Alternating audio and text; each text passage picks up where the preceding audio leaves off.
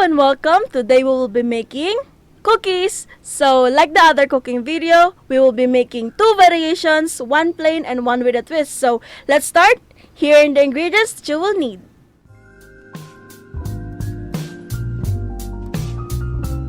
For the ingredients, you will need 1 cup sugar, 1/2 cup butter, 1 and 1/2 cup flour, 1 egg, 2 tablespoon water, 1 teaspoon baking powder, 1 teaspoon vanilla extract. First, add your butter. Your butter must be room temperature. Whisk until creamy.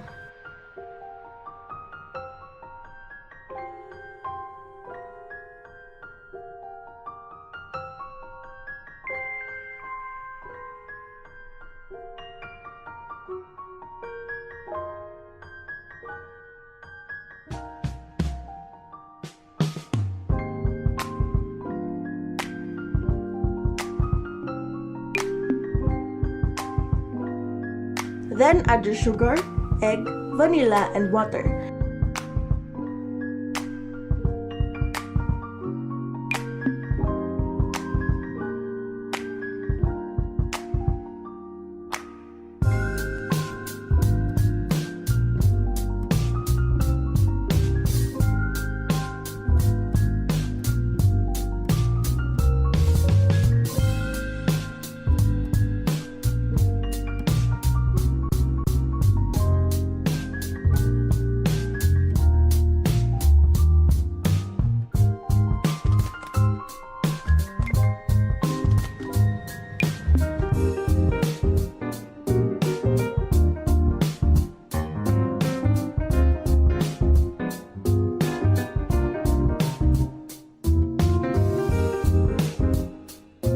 When you're done whisking them together, sift in your flour and baking powder.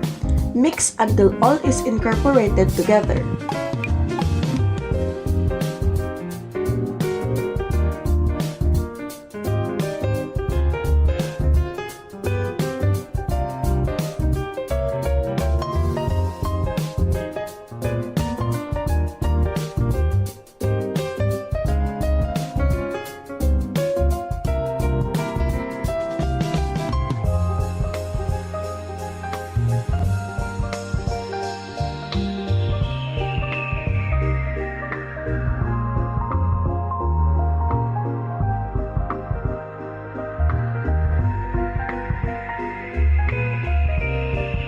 Scoop your cookie dough and place it in your prepared pan. I am using a measuring spoon, and you can also use an ice cream scooper.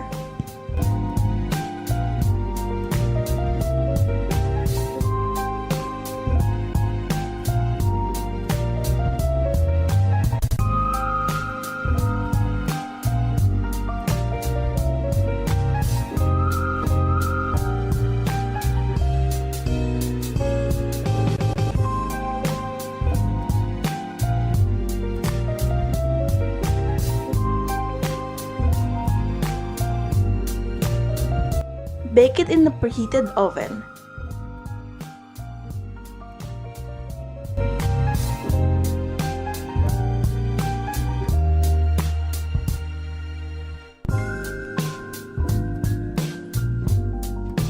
For the twist, you will need chocolate chunks and melted chocolate. Put the chocolate chunks on the remaining cookie dough and incorporate it well. Do the same scooping procedure, baking time, and temperature.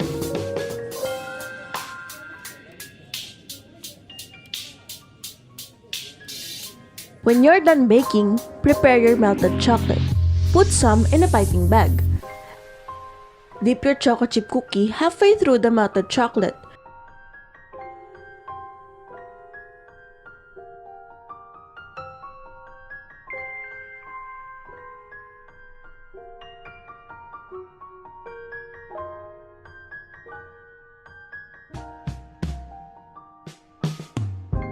And drizzle some on top.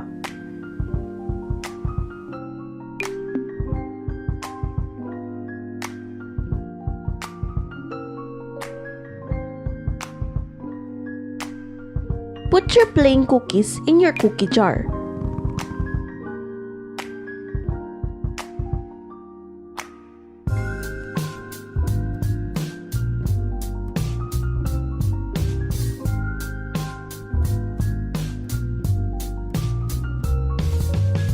You can now enjoy your delicious cookies. Thanks for watching!